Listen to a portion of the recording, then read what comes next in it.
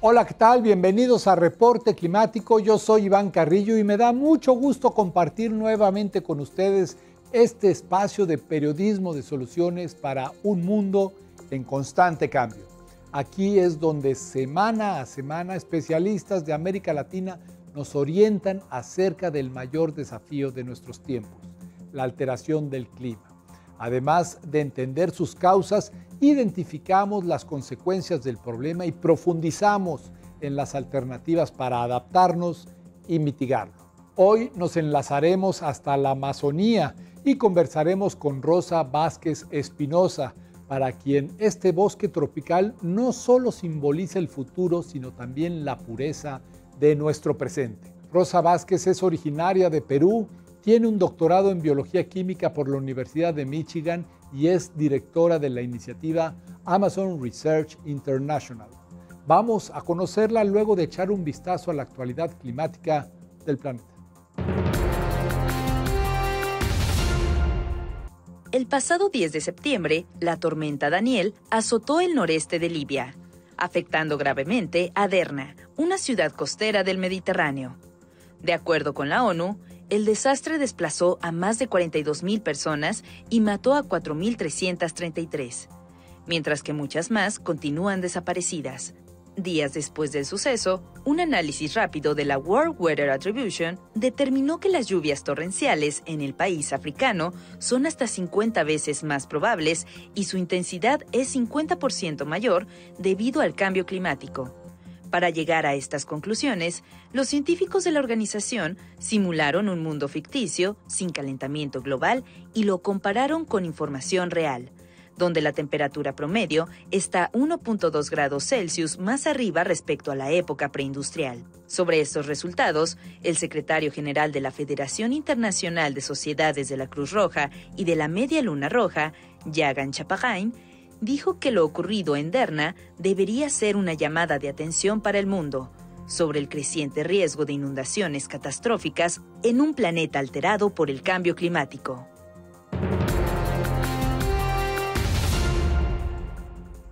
Las naciones que más dependen de la agricultura son también las más vulnerables a los riesgos que conlleva el calor creciente. Ese es el caso de Paraguay, catalogado por el Banco de Desarrollo de América Latina como el país sudamericano con mayor vulnerabilidad climática, ya que entre el 30 y el 40% de su población rural vive en condiciones de pobreza y subsiste con el trabajo de la tierra. Tal nivel de exposición al cambio climático se ha agravado con la falta de acceso a servicios básicos, como el agua, el saneamiento y la energía eléctrica. Recientemente, el periódico El Nacional reportó manifestaciones en la ciudad paraguaya de Itagua por una falta de atención de la Administración Nacional de Electricidad. Según testimonios, las personas suelen quedarse sin energía durante horas y por varios días, situación que ha sido descrita como inhumana con las temperaturas que se viven actualmente en el país.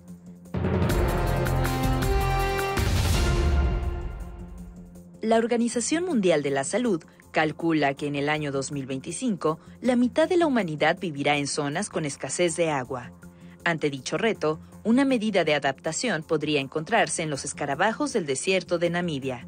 Ahí, al final de la noche, y antes de que se forme la niebla, los escarabajos emergen de la arena y trepan por las dunas para situarse en la trayectoria de la humedad. Entonces inclinan su cuerpo hacia adelante, encarándola y atrapan el agua en su espalda. Lo hacen con unas alas delanteras endurecidas llamadas élitros, que cubren y protegen las traseras, utilizadas para volar.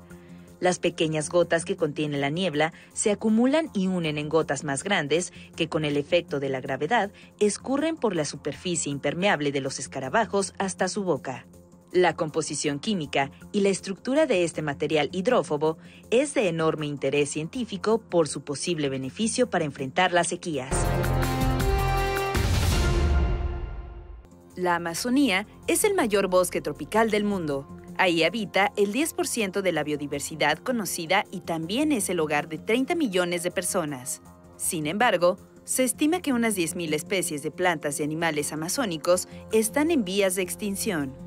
Es hora de imaginar qué sería de la humanidad sin ellos.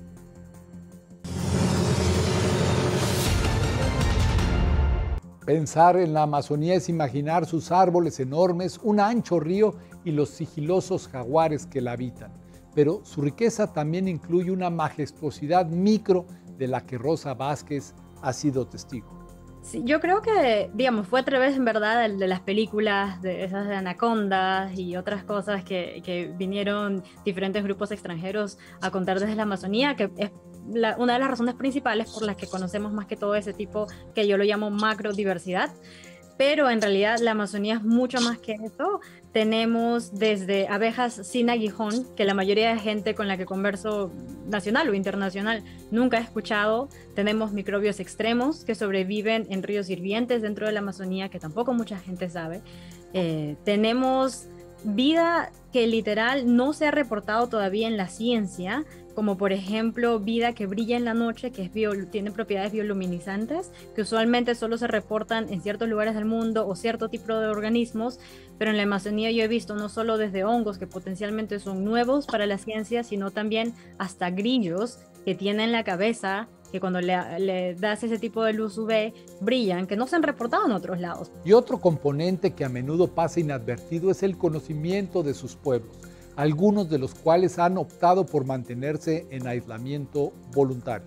Así que yo le llamo los universos como escondidos, que quizá uno a veces no lo piensa porque no lo ve en la tele o en libros, pero que en realidad forman la base de la vida en la Amazonía, de organismos chiquititos, pero también conocimiento indígena, mucho conocimiento tradicional que no solo nos cuenta acerca de nuestra historia, sino que creo son la clave para poder tomar acción que tenga, digamos, repercusiones positivas en nuestro planeta, porque ya tenemos las tecnologías para poder controlar el cambio climático, pero ahora tenemos que hacer mejor implementación y reconectar, creo que con esa parte de la humanidad de la que podemos aprender mucho de las comunidades indígenas.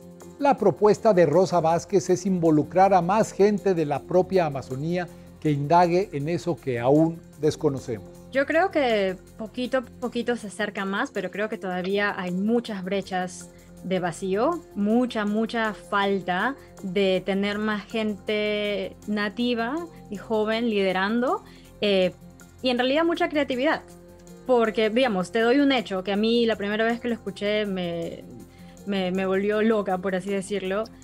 Menos del 1% de la flora de la Amazonía se ha investigado con método científico para sus propiedades medicinales. Las comunidades indígenas tienen acceso a toda esta farmacia natural, saben cómo utilizarla, se han desarrollado esos conocimientos y metodologías por tantos siglos y lo mantienen hasta cierto punto. Debemos hacer mejor trabajo incluso para proteger ese conocimiento, pero con el método científico menos del 1%. Y de ese menos de 1% han salido ya varias medicinas que se usan a nivel internacional. Por tal razón, esta científica fundó recientemente la organización Amazon Research International, cuyo propósito es conservar y amplificar los micromundos de la selva amazónica a través de la investigación, la comunicación y la narración de historias.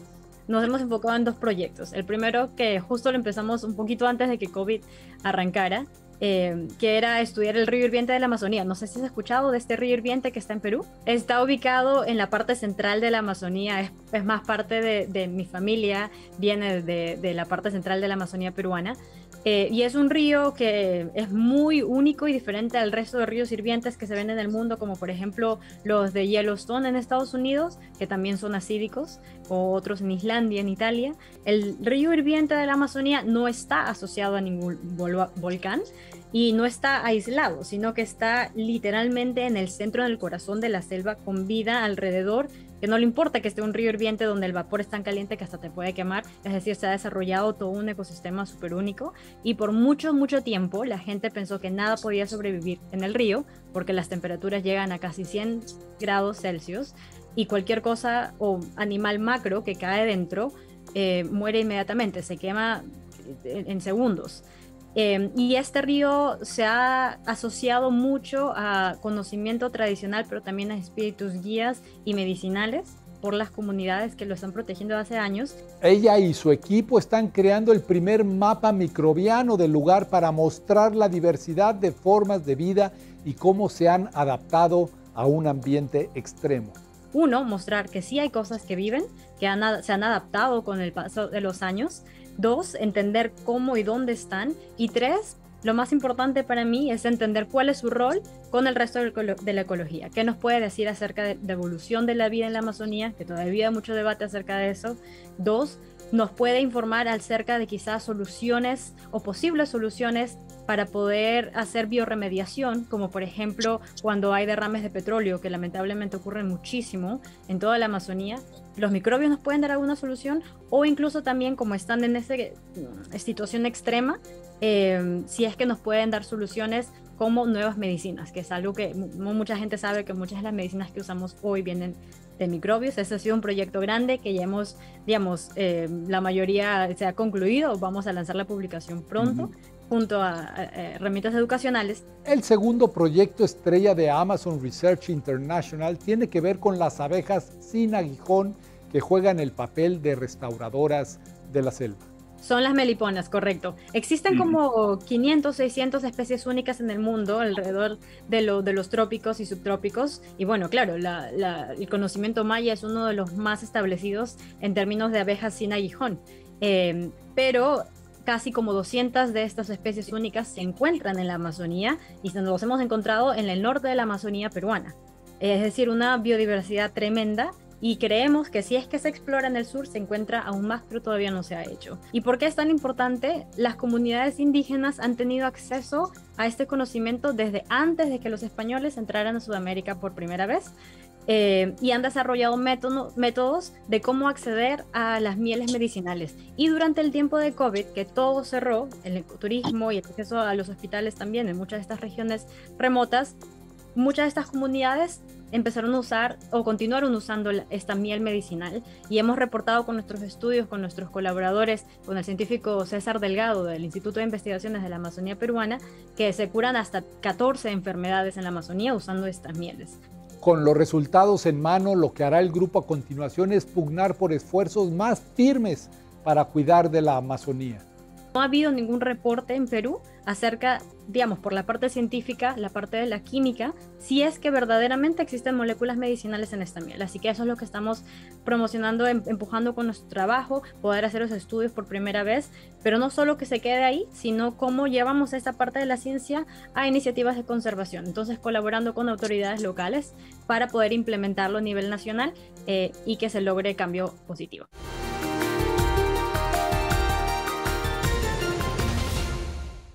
En los últimos 50 años, 20% de lo que era originalmente la Amazonía ha sido destruido, y con ello perdimos para siempre los posibles beneficios de organismos no descubiertos. Investigadores de todo el mundo estudian a la Amazonía desde diversas perspectivas, pero el producto de esa ciencia suele quedar en las revistas académicas y no dialoga con las necesidades de conservación de la selva. Así lo ha anotado Rosa Vázquez. Mira, esa es la razón por la que empecé mi propia organización, te soy sincera. Hice yo el doctorado, el postdoctorado en Estados Unidos, estuve muy metida en el mundo académico, en todo lo que es productos naturales en la Amazonía, y en todo ese interín me di cuenta de que, aunque parezca ilógico, existe demasiada brecha de diferencia entre la ciencia y la conservación, y la gente que desarrolla las políticas o la parte, digamos, mecanismos legales para que se implementen estos métodos de conservación. Es bien difícil, aunque parezca ilógico, como digo, de que se conecten todos estos grupos y esta gente especializada. Y a mí eso me pareció, digamos, algo que tenemos que solucionar de inmediato. La idea es que las investigaciones tengan un impacto positivo prácticamente en tiempo real. Pero también que sirva para elevar y proteger los conocimientos indígenas. Hasta ahora, por ejemplo, no se ha visto en el mundo académico que se eleve al punto que creo que debería elevarse el conocimiento indígena. Así que por ese lado lo que nosotros estamos haciendo es incorporar a los líderes indígenas como coautores en las publicaciones científicas para darles esa elevación, y continuar protegiendo su conocimiento biocultural, pero también trabajando con abogados medioambientalistas y con autoridades para que la ciencia tenga ese resultado final de, ok, ahora, ¿cómo podemos hacer? Y esto todo es guiado, basado en decisiones que se toman con las comunidades, que es lo que, en mi opinión, es lo que de verdaderamente importa. para poder apoyar y motivar las soluciones que ellos están buscando. Rosa Vázquez es descendiente de indígenas amazónicos y de los Andes y piensa que la cosmovisión de los pueblos es la base de su resiliencia frente a embates como el cambio climático. Entonces yo he crecido muy asociada con todo la cosmovisión de que está todo interconectado con la naturaleza, es decir, todas las acciones que tomamos van a tener un impacto y a su vez tenemos que mantener esta armonía y balance. Yo creo que en la Amazonía, las comunidades en la Amazonía no solo están viviendo y sintiendo muy el día a día, como la mayoría del resto del mundo, los impactos del cambio climático. Las temporadas están cambiadas, ahora donde antes era temporada de lluvia y temporada seca, que se sabía muy distinto, ahora está todo revoloteado, las tierras están más secas, no está lloviendo como antes, las diferentes especies, como por ejemplo las abejas, están siendo desplazadas en velocidades que ni siquiera podemos medir de qué tan rápido se están perdiendo, y están viviendo cada día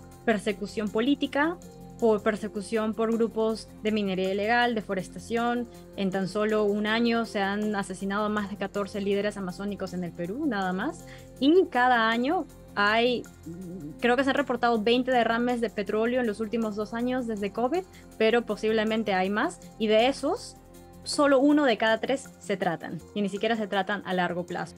La situación de emergencia que encara la Amazonía es real y nos compete a todos, en donde quiera que estemos. La urgencia es real, la urgencia se ve, y creo que mucha gente, digamos, los que están metidos en tema de Amazonía o los que viven ahí, lo sienten, porque no estamos hablando de impactos que ocurren de acá en 2 meses, no, sino en el día tienes menos vegetales que están creciendo, menos comidas que están creciendo, tienes menos acceso a agua, o la poca agua que tienes acceso está contaminada. Hace poco salió un estudio que muchas de las comunidades en la Amazonía están con niveles de mercurio dentro del cuerpo, los pescados están contaminados. La urgencia es real, eso ahora creo que es falta cómo hacemos que ese sentido de urgencia se vea no solo, digamos, apreciado, sino internalizado por el resto del mundo. Y creo que uno de los mayores factores ahí es que mucha de la gente piensa, no, pero es que la Amazonía está lejos, entonces quizá mis acciones diarias o como institución no tienen un impacto. Y ahí es donde entra el rol de la comunicación. Rosa Vázquez es también exploradora de National Geographic, desde donde está intentando cambiar las narrativas acerca de la selva. En el laboratorio, como científica, te soy sincera, no apreciaba el valor y la importancia de la comunicación y divulgación de ciencia. Y creo que fue a través de COVID y también a través del trabajo que llevo haciendo con National Geographic que vi no solo mucha falta de digamos, no falta, sino comunicación que quizá a veces no era tan basada en hechos reales y más bien asustaba a la gente, y faltaban datos ahí para verdaderamente educar con propiedad. Y eso, y a través de los proyectos de comunicación de ciencia que íbamos haciendo con National Geographic, hemos podido comunicar acerca, uno, de que existen las abejas nativas en Aguijón, de que están ayudando a la reforestación en la Amazonía, un factor que quizá no se ha considerado en muchos proyectos de conservación, que está protegiendo el conocimiento indígena también. Y todo esto logró que haya como un sentido de urgencia a nivel internacional, y por primera vez gracias a eso fue que logramos captar la atención de las autoridades locales nacionales en el Perú. A continuación, la joven científica nos cuenta sus planes para los próximos años. Mira, yo originalmente crié y nací en Perú hasta los 18, y salí al extranjero para buscar una oportunidad de carrera de ciencia que sentí que en ese momento no tenía acceso a laboratorios de entrenamiento en el Perú. Entonces, algo que yo con esta organización voy a estar trabajando sin parar en los próximos 5 o 10 años es ofrecer ese espacio para darle acceso a estudiantes y jóvenes líderes que quizá usualmente no lo tengan. Para darte un ejemplo, estamos incorporando a estudiantes indígenas ahora, especialmente un estudiante que viene de una comunidad tan remota en la Amazonía que le tarda 24 horas en bote en llegar a la ciudad más cercana, y es la primera en su comunidad en salir y educarse. Y yo creo que ahí es donde está el futuro de poder canalizar, no solo mostrar de que la ciencia puede actuar al costado de la conservación, pero integrar desde un inicio que la divulgación de ciencia es tan importante y debería integrarse desde el momento inicial para mantener transparencia y democratizar el acceso a la ciencia en países como Perú. Y esperamos con estos proyectos que salgan más, pero que sean liderados por gente joven nativa. Rosa Vázquez reconoce que está ante un reto enorme y que el primer paso es hacer coincidir ímpetus que han permanecido aislados.